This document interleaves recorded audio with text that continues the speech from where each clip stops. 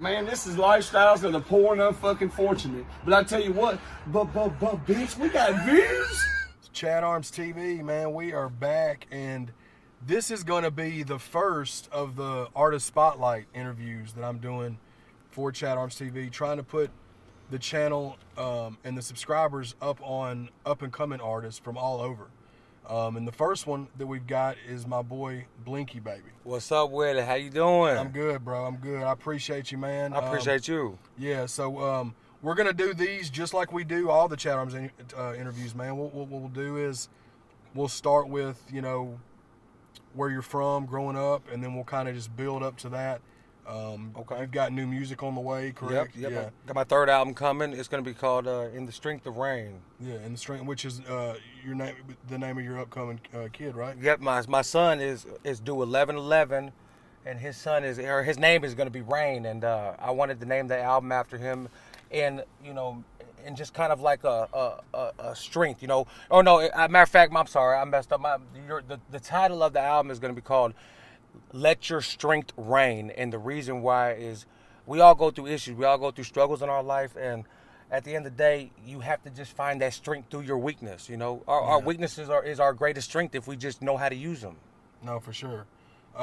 So what we're gonna do is let's just start from the beginning, dog. Okay, so we're gonna start with where are you from?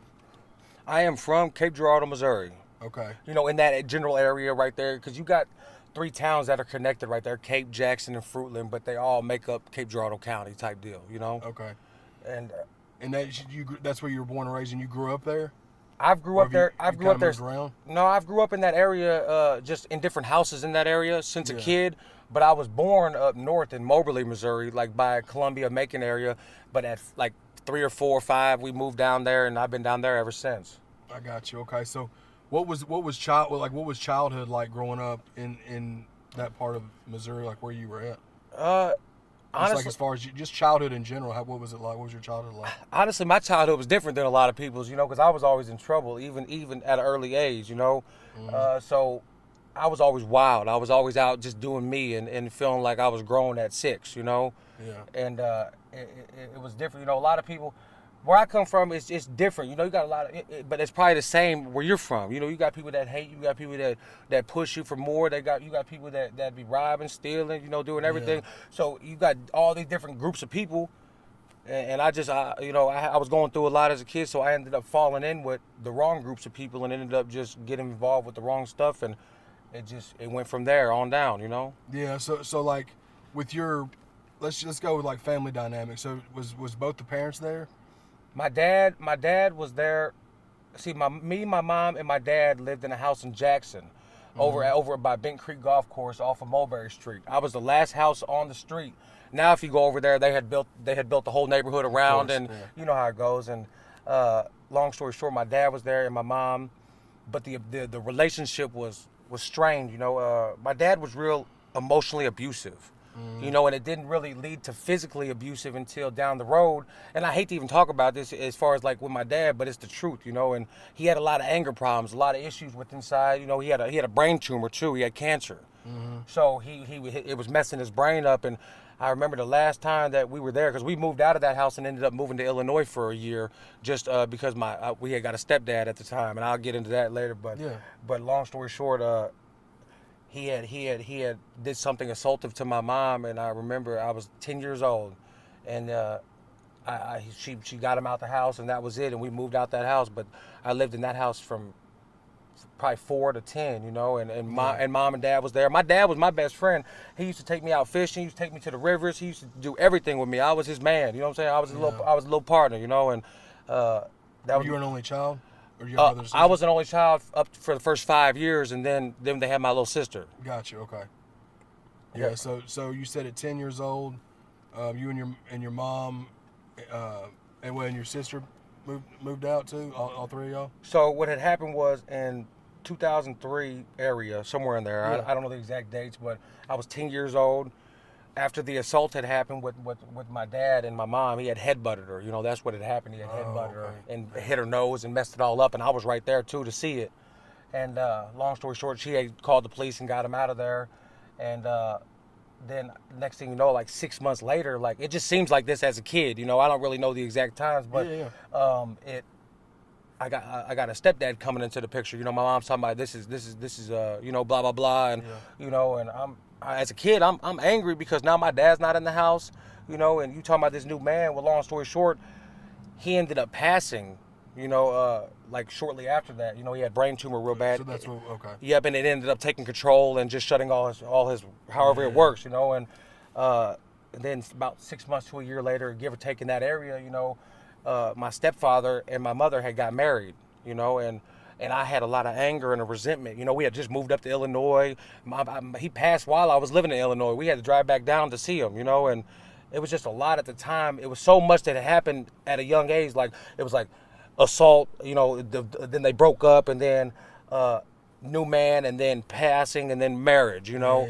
So it was a lot to take in, and I had so much anger, I had so much hatred because I wasn't ready to accept it, the fact that my dad just passed away. I wasn't ready to accept the fact that this new man was in my life. I wasn't ready to accept that I'm never going to see him again. No, for sure. That's a lot to have to deal with, especially at that age, though. It was hard, bro. It was hard, and it really caused a lot of anger in my heart. It really caused a lot of pain.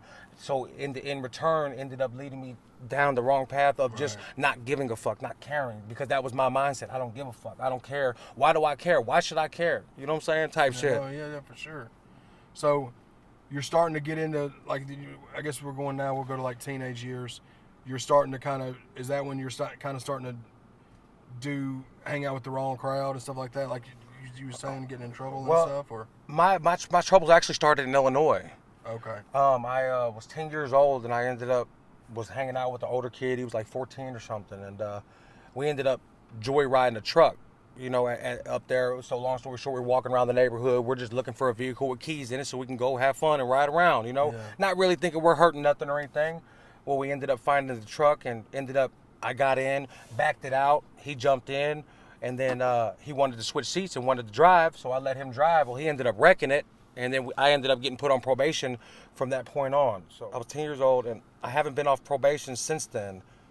I got put on 2.5 years probation, 100 hours community service.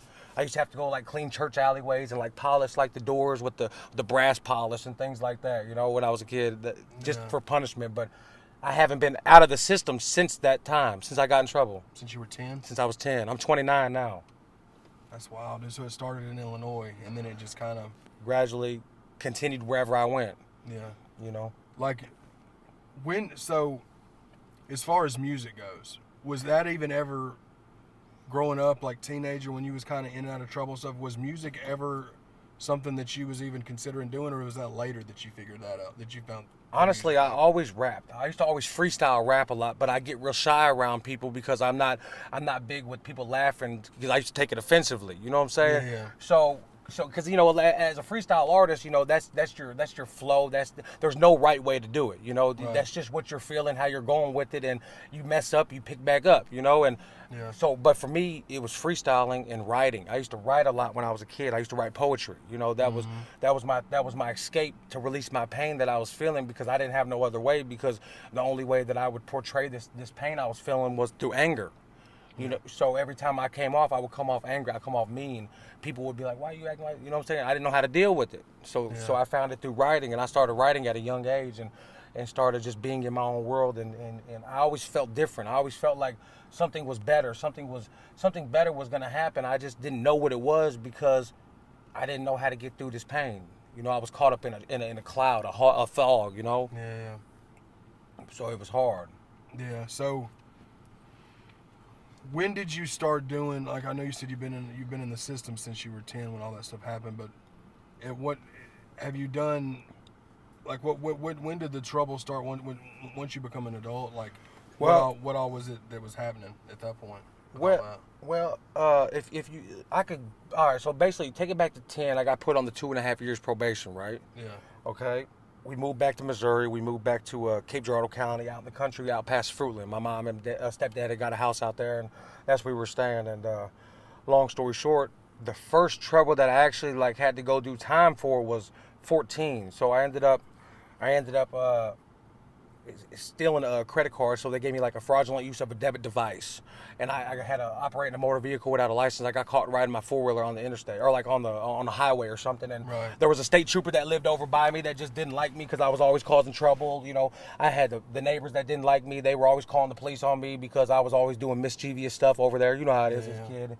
And before that, I was in and out of juvenile for like overnight stays for school issues or whatever the case was that they were sending you for.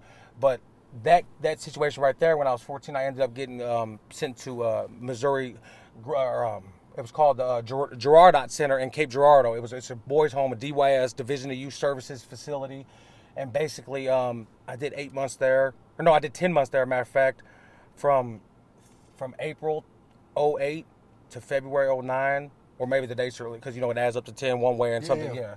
And then I got out, and that program didn't even help me. It didn't even touch on the issues. It just was a place they put me, a place that they would put you just to deal with you in a different way. It was because in the group home situations, I'm not taking away nothing from the group homes, because DYS facilities do help in a certain sense. I feel like they can, but you have to want it as a person too. You have to want to change. Right. If I don't want to change and I don't give a fuck about what you're saying, how am I going to take in anything that you're saying to me? That's true. You know what I'm saying? So I can sit here and talk till I'm blue in the face to somebody, but if you're not wanting to make the change, then you're not going to make the change. Right, you're just wasting your breath. You're just wasting my breath. Yeah.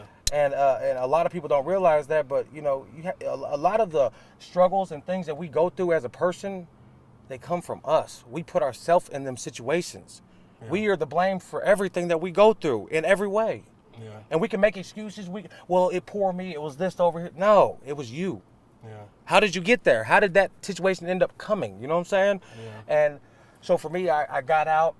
I wasn't ready to change. I didn't give a fuck. I still thought I was whatever, and I was doing what I was doing, and that's what it was. And I ended up getting out, and I ended up doing a burglary. Mm-hmm. And I got caught inside of a house with two of my buddies at the time. And the police surrounded the house. I got caught in the closet. The police came in and searched the house, and I was in the closet type shit. And were you 18 yet at this point? No. I was 18? like 15 at this time, And I ended up having to go back for a shelter. See, you still get the felony and all that, but as a juvenile, they do some weird shit where one of us got probation, the other one got house arrest. I was in DYS custody already, so they went ahead and just sent me back for a 30-day shelter type thing. They call them shelters. But so I had got out from that 30-day shelter, and it was like my spiral was getting worse. It was like the pain was building, and everything, the anger was building, and I knew something was coming. I knew it was going to be bad, because I was already out doing so much wrong stuff that if I got caught, that there's no way that it won't be bad. And so long story short, January 2010, the very beginning of the month, I was 16 years old. I was about to be 17 in May. I ended up robbing a grocery store in Cape called Snooks. You probably know what Snooks is. I've heard of it, yeah. I ended up going in there at gunpoint. It was a fake gun at the time. I was a kid, but, they don't know that. But long story short, I ended up going and robbing it, getting caught right down the road. It was something stupid. I took 2 kids with me that I was that I was messing with, hanging out. They ended up just playing it off like they ain't had nothing to do with it. They ended up getting out, and I went and did the time, because I got certified for that. I went to juvenile. I sat for 21 days in juvenile, waiting to be certified as an adult in the jurisdiction system there and be bound over to the adult jurisdiction system. So I ended up going to court, and that day, boom, you're certified as an adult, blah, blah, blah. They took my cuffs and shackles off from the juvenile, and the sheriff's van for the Cape Girardeau County Detention Center was there and put their cuffs and shackles on, took me to the Cape Girardeau County Cape Girardeau County Jail, to the pods, and put me in. You're 17. I'm 16. Oh, okay. I wasn't even 17 yet. Yeah. They put me back in F-Pod, and if anybody from that area know, F-Pod was an open bay and a general population bay, and it was all grown ass men in here. I'm 16 years old coming in here with no facial hair. Yeah. You know what I'm saying? Not knowing what's going on. Well, I ended up spending like 4 months in the jail. I ended up getting a second chance program. It was called Montgomery City Youth Center. It was in Montgomery City, Missouri, and it was a dual jurisdiction program. And I know I'm saying a lot of information right now, but no, that's fine. Yeah, that's your story though, bro. Yeah, but I just want to make sure that it all makes sense though. Oh, yeah, I got you. And long story short, I went to the dual jurisdiction program.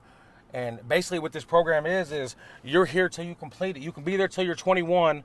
And if they don't feel like you completed the program successfully, they can send you on to prison because you have a backup time as an adult, but they just sentence you as a juvenile. So like you'll be here with this program and this dude will have a life sentence as a backup. This dude will have 35 years. This dude will have 15, you know, and everybody has prison backups, but they're all kids, you know, and they shut the program down too, actually. And it's sad because I think everybody was getting out, getting killed, getting locked up, you know, killing people. It was just everybody was getting out and not succeeding, you know. And I ended up actually. It's kind of weird how it works, man. Because I sit here and say that you have to complete the program successfully, but I was only one of 2 people in the history of that program that got an early release because I ended up getting my lawyer back and petitioning to the courts and getting an early because the program wasn't helping me. I was going downhill so bad that they didn't know what they could do. That, like, keeping me here 2 more years is not going to help. It's going to cause the rest of the group to go down with him. You know what I'm saying? That's how they were looking at it. And long story short, they ended up like fighting the petition to get an early release and all this. Well, my stepdad, the person that I had all this anger and shit with, you know, back from a kid, you know, he actually came through as a good dad and helped me out. So he took a job out in Montana, and he was a boss out there. You know, he was in with Ferris Wilkes, and we went out to the N-Bar Ranch out there out in Grass Range, Montana. And well, before I got out, he went out there and got the job and set me up with a job out there. Okay. So then when he went back to the court system, he said, Your Honor, you know, basically I got a job for him, blah blah blah. He's not gonna be here in Missouri. We're trying to do something different and get him out of here, you know. And the judge went with it and granted the early release. And then, like 3 days after being home, I ended up flying out there, and I was out there working. You know, I was actually doing good, you know, as far as, you know, just going to work and actually just following through with it, you know. Yeah. But I was working 12-hour shifts. I was working probably 70, 80 hours a week. You know, I worked out there for like 7 months. Were you 18 yet at this point? Yeah, I was 19. Let me backtrack. My bad. You're right. I was 19 at that time. Got you. And so I had got out the group home. I did 2.5 years in the group home. That's what you said. Okay, yeah. And so I did from April 2010 till July 27, 2012. I was in the group home. I got out July 27th. And then August 1st, I flew out to Montana. This was back in 2012. Got you, okay. Okay, so I was out there working for 7 months, 6-7 months, somewhere in there around the time of like February 2013. Or February 2013. I ended up coming home, back to Missouri, you know, where I haven't been for a long time. Yeah. And I kind of went wild, you know. I kind of fell back into old ways. Actually, I did. I really did bad. Like, it was fuck a job. It was back to my old bullshit, getting high. I was taking a lot of pills. I had a real bad addiction to, like, Xanax and pain pills. I was buying any kind of pill you had. Oxycontin, Valium, Xanax, Percocets. Yeah. I needed them all. And this was back in a time when the pills were so good and they weren't all cut. They weren't cut with the Finny, you know what I'm saying? Yeah. So everybody wasn't dying, so it was just a better time. Or, I mean, for an addict at the time. Right. It was more or less safer. It was safer, yeah. Yep. Because now it's just it's ridiculous what all the people got in it, you know. Yeah. But I was back a couple months, man. May 6, 2013, I ended up catching another armed robbery. And keep in mind, I'm on probation right now because when I got out, they continued me on probation. Like, so when I got out early, I didn't just get out early and that was the end of my sentence. Yeah, I was still on probation for a robbery. You know, I had second-degree robbery on a backup, and I ended up on the pills, man, ended up robbing a gas station at gunpoint. You know what I'm saying? Yeah. And really, to be honest, I shouldn't even be sitting here talking to you right now. And the reason why is because, bro, I should have been doing a lot of time just because of my case. And the truth is, if it was somebody else that couldn't afford a good lawyer, or somebody that was in a situation where they would have stereotyped them, they would have been screwed, bro. The only reason I even got to be able to be here was I hired the best attorney in Cape Girardeau County, and that was Malcolm Montgomery at the time. And anybody that's watching this, they know about Malcolm. You know, he's a beast. Yeah. And my family really was the one that blessed me with that because they didn't want to see me take all that time. And so long story short, I got locked up for another armed robbery, ACA, because, you know, these charges all started off at first-degree armed robbery, ACA, and then they ended up getting amended down, like threw the ACA out and took a plea deal on a second-degree robbery or something. They just what's ACA? ACA is armed criminal action. Got you. Okay. And in Missouri, I don't know how Tennessee is. In Missouri, that carries 3 years minimum. Yeah. You know what I'm saying? And they can start increasing that with minimums. Like, so if they gave you 10 years on ACA, you're damn near gonna do that 10. You know what I'm saying? No, for sure, I got you. Like, you guys got 85% down here? Maybe so. I want to say yeah, but I'm not, because Pat said something about that in his interview. Because when he caught a charge in the early 2000s, it wasn't like that. But he said now I think it's 80 or 90% or something like that. Yeah, on the violent crimes, in Missouri, how Missouri works on the violent crimes, you're going to do, well, actually, let me take that back. You have a couple different classifications. You have dangerous felonies, which are like armed robberies, ACAs, murders, things like that, first-degree assaults. That's what you're going to do 85% of your time on. And then you have classifications like violent felonies, okay, which you're going to do 33% on minimum. So I did 7 years, 3 months on my bid. Okay, on my 15-year sentence, I did 7 years, 3 months, and that's way more than 33%. 33% is 4 years, 11 months. Yeah. But you know that could have been due to me and my behavior in there. But so you did 7, and you did 7 in penitentiary, Missouri penitentiary. Yeah, Missouri penitentiary. Yeah. I did 7 years, 3 months from. I got locked up May 6, 2013, and I got out August 6, 2020. So talk about that 7 years stint, man. Like, what was that like as opposed to the other time that you were doing? Of course, a lot of that was you was juvenile and stuff. But like, how did that differ from the other time? Like, as far as doing the time, obviously, honestly, it been longer. Honestly, I mean, it doesn't. It doesn't. I mean, it does, but it doesn't. And the reason why is this: in the group home that I was in for 2.5 years, there was a fence around it, a big fence. It went like this, and then it came in so you couldn't climb it and run. Yeah. You know, and then if you go out in the public, like to a doctor or dentist or anything, they shackle and cuff you when you go out. So you was already pretty much. I'm pretty much locked up. I'm in here with all dudes. We're in here with like 12 dudes, I think, in each cottage. You know, there were 4 cottages. I think there was 12 or 13 in each one. Yeah. You know, so I'm living with all guys. I'm dealing with different kinds of people. I'm having to adapt. So for me, I adapt very easily to my situation just because I have to. I've had to, you know. And the thing is, you can't cry about it. I can't sit here and whine and say, you know, blah, I should have did blah, because all I can do is do it now because I'm here, you know. And a lot of people have the problem of they can't accept what comes with their crime. Yeah. They can't accept the punishment behind it, so that's where snitching gets involved, and I have all my paperwork from every case, you know, like, and nobody's ever even said anything like that. But I'm saying, like, I just like to let it be known because so many people out here will be claiming that they're this and claiming that they're that, but then paperwork will come out and they'll be a rat. Yeah. And then it'll be I don't rock with rats. I don't fuck with rats. I don't like being in the presence of them. Are we probably in the presence of them from a daily basis? Yes, because you never really know who's out there snitching. Right, that's true too. Yeah. You know, but the thing is, prison for me was I got 15 years. You know, I felt lost. I felt angry. In my head, okay, I got to do 4 years, 11 months at the least. Maybe they'll let me out at that time. That's what I'm thinking. I'm like, maybe I'll get blessed and get that time, but I didn't. You know, but. So for me, that was my world. You know, inside the fence was what was going on in my life. And it's a completely different world. It's a completely different cycle. It's different, man, all the way around from how you deal with people just to when you wake up and how you brush your teeth. You know what I'm saying? And everything's structured and Yep. Yeah. Everything's structured a certain way, you know. You probably have a routine down now. So you might wake up in the morning, clean your cell, and then you might hit yard because you have yard this morning, you know.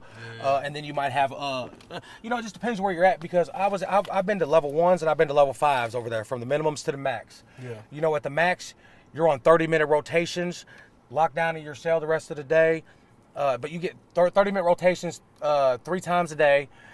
Unless you got yard or gym or something like that, but it's locked down, you know, and the penitentiary I was at had the most freedom for a level 5, you know, but the mediums are all, you're out in the wing all day, and if you're not on yard, you'll just be in the wing. You got a key to your cell at some of them. Yeah, right. You know, you get in. The minimums, you're pretty much is open bay. You're pretty much just walking around doing what you do, you know. Yeah. But it came to a point where I can't do nothing about the 15. All I can do is try to be better from this 15. Yeah. Rise up from this 15, you know, because you come out of prison 1 of 2 ways, worse or better. Mm-hmm. And if you come out better, it's because you had to make that choice to come out better. because it's very easy to get caught up in the lifestyle. I was involved in everything I wasn't supposed to be involved with in penitentiary. You know, that's how I survived: gambling, drugs, hustling, just kicking it, just hanging out, and we drink racks with the homies all day. You know, making pizzas and things. Like I was involved in everything, and really, like, as a man now, I'm still not perfect, but I'm trying to do something better. I'm trying to rise up and really preach a better image or preach a better message for people and show them that a lot of the power comes from within you. You have to be your best friend. You have to go out here and boss up and do what it takes. Nobody else is going to do what you're going to do for you. Yeah. You know? No, for real.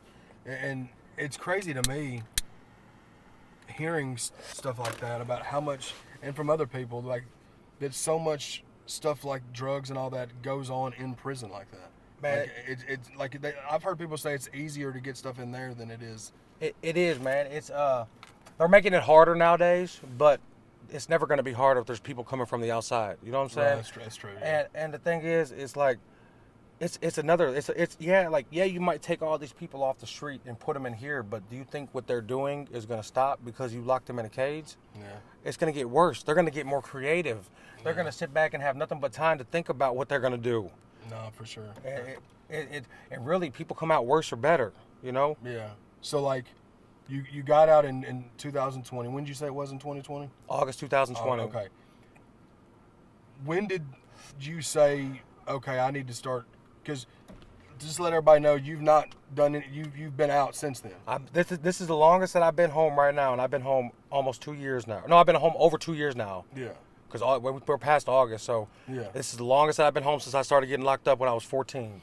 Yeah, man. So, like, getting into the music part of it now, of the interview. So, like, when did you say, I'm going to start trying to record music? Was you writing stuff while you were in there, and then when you got out, you started recording it, or did you just start doing all that as soon as you got out, or what? Honestly, bro, I didn't write one rap while I was in prison. I've never finished an entire rap from verse to chorus, all the way down until I came home from prison.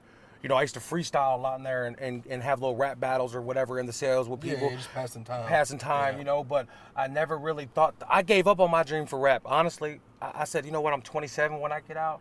I said, it's over, man. I just hung it up, you know, and I gave up on myself because I was feeling down because I got out, right? So I came home and I fell back into the same ways. I fell back into the same bullshit. And I ended up getting addicted to meth, you know, because I had got a meth addiction in prison.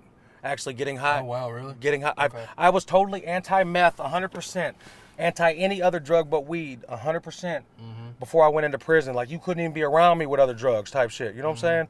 I went to prison, it was 6 years in.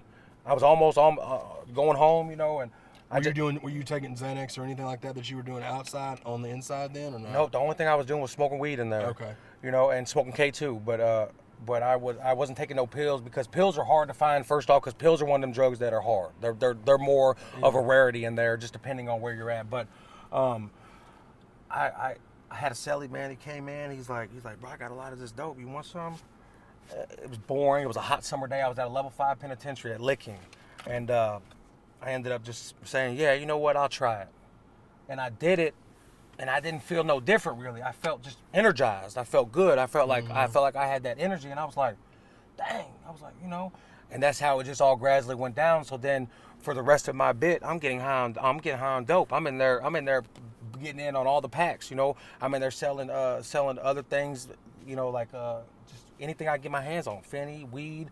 If motherfucker had some coke in there, they had the meth. I was selling it to other people just to supply my habit now at the time, right? Because, you know, I would go buy so much and make this much money back and then get a free bag off of it type shit, you know? And really it just started off as a recreational, like just for fun, just to pass time. But then it became a problem. Like, I ain't never in my life stayed up so many days as I stayed up in prison. I've stayed up days in prison because when I went to a level 1 penitentiary, my partner used to get a whole card and it was soaked with an 8 ball of dope on it. You know, and I would buy that whole card from him, and man, I would eat that whole card damn near, you know, and in a matter of a day or two. So if you break that down into a person that don't ever get high, that's a lot, you know, and it used to fuck me up. So I came home and I was still on my, no, you know, I'm not gonna get high on dope. I'm trying to do right, blah blah blah. Well, I ended up you know, wanting to just take a little piece. Let me get a little pebble, you know, because when I got out, I never saw, like, I always ate my shit. Like, just took a little pebble and just put it back and swallowed it like a pill because I got out and got hooked on ecstasy. So I was trying to just do ecstasy thinking that it would solve my problems for the energy, right? Yeah. And, you know, I was having fun with it. I was turning up. I was staying up, getting money. I was just doing my thing, just living my life. But I'm not realizing these X pills add up, you know. Yeah. I can go get a $10 bag of some dope and that can last longer than 100 X pills will, you know, type shit. Yeah. And it just gradually led over because now I've already done this shit. All right, go ahead. So you know, basically at the end of the day it comes down to this. I mean, the drugs and the epidemic is one of them things that it's a continuous problem from the prison to the streets, you know. Yeah. I mean, everybody has a choice, but you know, it's like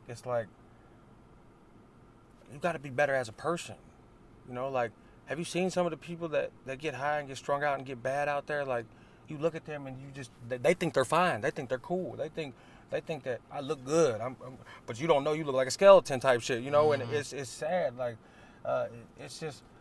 So for me, I had to do something better, and I think also me getting blessed. So I got out. Long story short, I got out, and I didn't have no goals of doing music. I didn't have no vision of doing music. I had already gave up on that, you know. Mm-hmm. I got out, but I had met some people that were rapping, so it kind of brought the rapping back up, you know. And long story short, you know, I was working dead end after dead end after dead end job. You know, I've quit 87 jobs because I'm the kind of guy like this. Why do I want to work for you when I can do the same thing? Mm-hmm. You know what I'm saying? I'd rather go work and put all my energy into my own money, to my own time, my own effort. Yeah. You know, because I'm the kind of guy, if I wake up at 6 o'clock in the morning and I got to be at work at 7 and I'm not feeling good, I'm not going to work. Yeah. You know what I'm saying? But guess what? If I wake up at 6 o'clock today and I know I got $500 waiting for me at 10 o'clock, I'm getting up and I'm going to work. Yeah. You know what I'm saying? I'm not getting up and going to work for $85 today.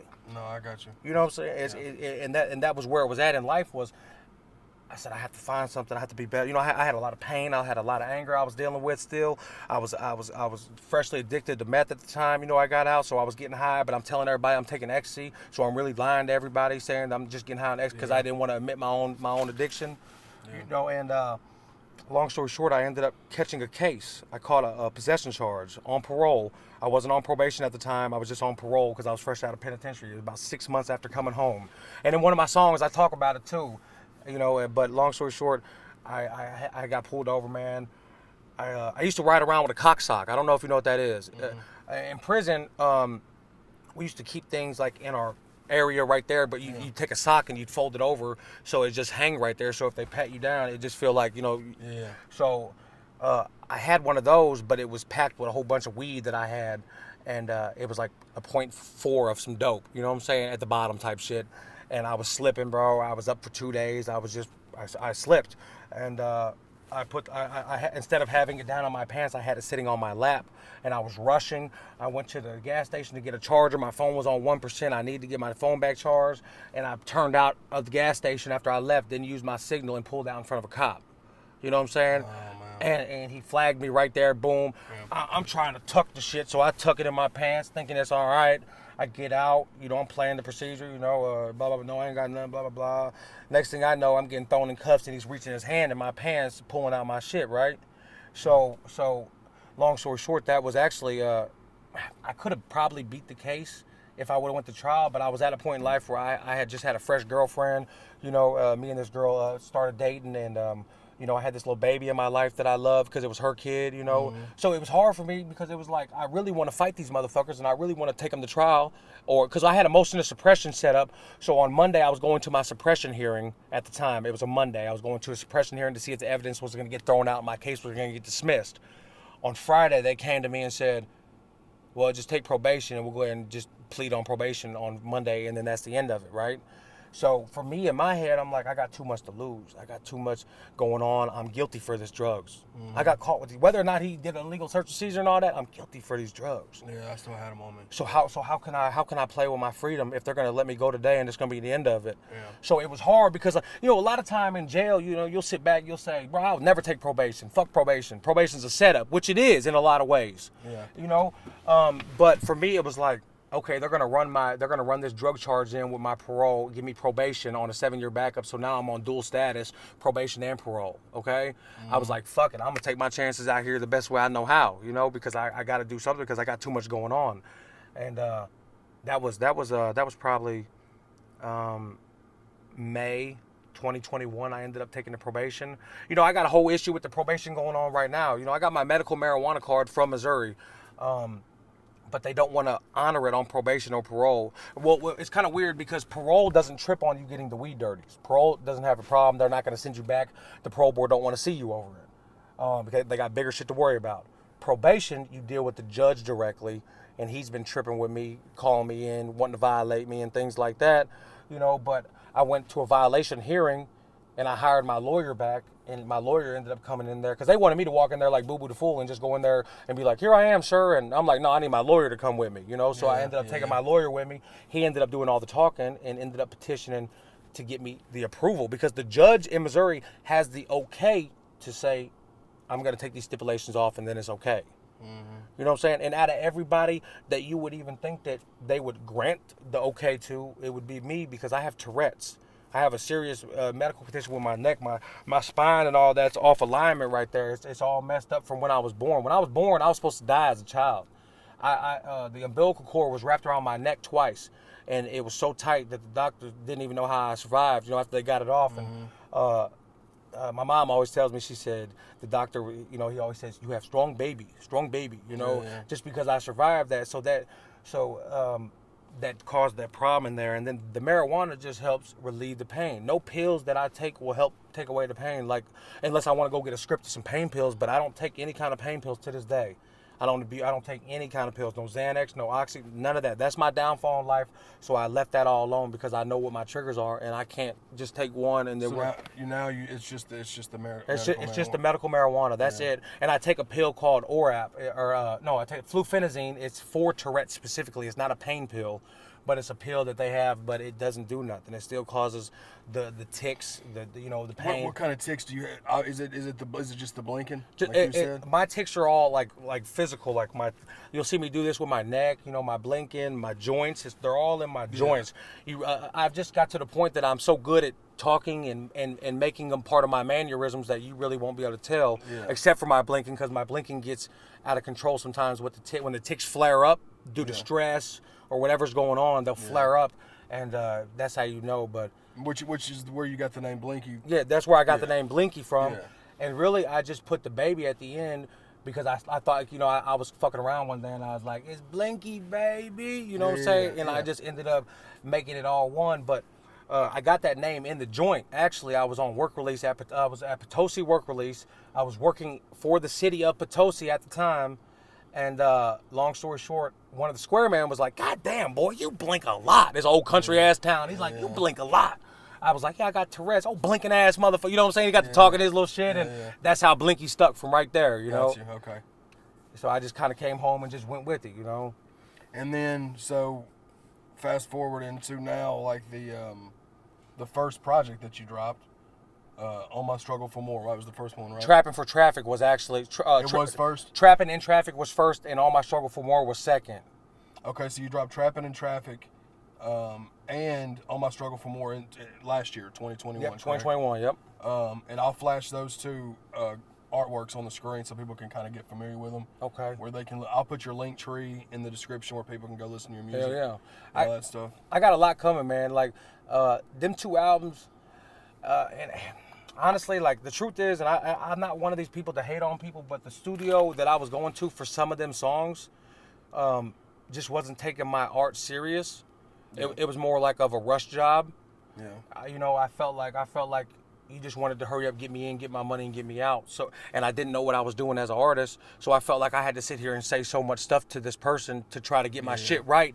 Well, long story short, I ended up going to a new studio, Sound Studio. Shout out Sound, shout out Gabe, man, everybody, man, Kristen, for real, because I appreciate them dudes, man. Them dudes been solid, and they've been good to me, and if I rise up, they're gonna rise with me. You know what I'm saying? And I got a third album I'm working on. So right now, if you go to my SoundCloud has like about 50 songs on it, but my Spotify, my iTunes, my Apple, things like that all has like 30 something because I haven't released all my songs on all the other major platforms. Yeah. And the reason for that is because some of them I feel like if you want to hear my earlier shit, you got to go to SoundCloud. Yeah. If you want to hear the shit that I'm happy with putting out, go to Spotify. You know what I'm saying? And but this third album's coming. It's gonna be Let Your Strength Reign. It's gonna be dope, man. And I've been low key performing these songs just to see how people are reacting to them at the shows I go to. I've been going up to the Oz nightclub over in East St. Louis in Sauget, Illinois. I've been doing shows there. I'm about to go back up there Thursday. I've been traveling down to Nashville at the 404 Bar and Grill, with Chris Supreme Lyric and all that. Supreme, that's my dog. Yeah, Supreme. I'll be going down there tapping in with him.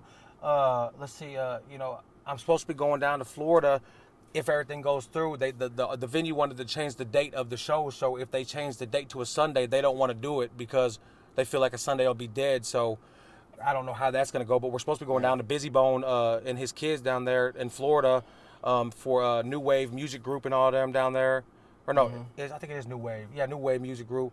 And that's supposed to be lit. Me and another artist that you're doing an interview with this week or soon, Luck G, he's going to be going with me. Oh, yeah. Shout out Luck G. Yeah, shout out Luck G, man. Yeah. Hey, I'll tell you what, Luck G is one of them artists from Cape, and I'm not taking nothing from no other artist, but he puts work in, and he grinds, and he networks. And it's like, what this is what this is about. Networking. It's about coming out here and making connections and going to these shows. Yeah, you know what? I might not be getting paid right now for some of these shows, but guess what? They don't even matter for me. Bro, I did so many free shows. I will keep doing free shows for the next 2 years if I have to. Yeah, you got to. Until I can tell you I need 500 for my show or whatever. Yeah. Because you got to, bro. It takes growth, bro. But I'll tell you what, man. Me and that dude, we got a lot of songs together too that's coming out, and I can play some of them for you later, But man, we work hard. We've been taking our shit serious, and we've been building together. I have my own entertainment label called Only Boss Moves Entertainment.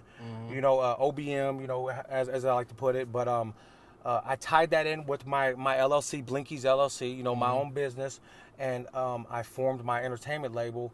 And I'm trying to grow that, and I'm trying to rise with it. And Luck G has been one of them artists. Because he has his own thing that he's repping. You know what I'm saying? But it's just been good building together. That's what it's about. That's what it's about. And he's one of them artists that don't feel like he's better, and he's respectful, he's humble, he's kind. You know what I'm saying? And he's hard. Like his flow is just old school. And a lot of people ain't hip to it, so they don't know. You know what I'm saying? Yeah. They used to all that blah, blah, blah, blah, mumble rap. Yeah. So like you've dropped 7 or 8 singles in 2022. Mm-hmm. The most recent one, which I think I can tell a big difference in an improvement in Bag Right, which is the newest single on Spotify. The newest single that I have released out, that you dropped in April. But between that and then like your albums from 2021, I can tell a big difference. Yeah, as far as an improvement in the growth and stuff. And I was noticing that on the way down here, for sure. You got to grow. You got to elevate with it, man. And the thing is, if you're comfortable in the position you're in, if you're comfortable with your sound or whatever, as for me as an artist, as a person, as a father, as an individual out here in the world, I want to rise and be better in every aspect of my life. So my music's got to represent that, Yeah. And my music is a struggle. My music is my journey, my path, what I was going through, hustling, grinding out here late nights. I used to sleep in my car in the casino parking lot waiting for a call to come in just to get some money to go gamble it. You know what I'm saying? Yeah. And that's how fucked up my life was at the time. I have a real bad gambling problem. I'm probably 8 days no gambling right now. I'm trying to break it right now. But that's my biggest downfall to this day is gambling. Yeah. And, everything that I was rapping, if you listen to my shit from all the way from the beginning going up, it's a build for what's to come, because it's what I'm going through, it's what I'm dealing with. I like to get mad at the situation and go out here and release all my pain on the track. You know what I'm saying? I like, and because I bleed this shit, bro, for real. Like I live this shit. Everything I rap about is real. Like I don't do no line. I don't feel like I have to sit here and tell you I got a 223 in the trunk, and if I don't, I'm not with that. And it was deep for me, man. Like, really, bro. Like, some of the places I've made it to, and some of the things I've went through, I'm shocked that I'm still here. Like, it's a blessing, Like, yeah. That's all I can say. Well, you've definitely got a story, especially that you've just told about all the trouble and stuff you've been in and out of jail and prison, and struggles as a kid and drug addiction and all that, but to shake all that and to turn it into what you're doing now is a success story. You just got to stay on that same path, and you're gonna be good, man. I appreciate you for the interview, and I'm hoping that the people on ChadArmesTV tap in and get to know you more as a person through this interview, and then they can check out the music and kind of learn more about you musically. That was why it was so important for me to come down here, because I felt like this interview would give the audience a way to understand my music. Yeah. Because my music is different because I want it to be different, because I don't want to be like everybody else. Yeah. I want to be my own unique artist, and the thing is, you know, if you listen, mine's a message for better. You know, manifest your destiny, manifest what you want. Right. You know, believe in yourself. Because guess what? I don't care what nobody thinks. I don't care how nobody feels about me. I don't care about any of that. As long as I feel like I'm doing what's best as a man, what's best as a father, what's best as a fiance, what's best as a person. Yeah. I carry myself with respect, honor, and dignity and humbleness, because I'm not trying to feel like I'm better than nobody. I'm not trying to feel like I'm above that or whatever, but I'm trying to give a better message.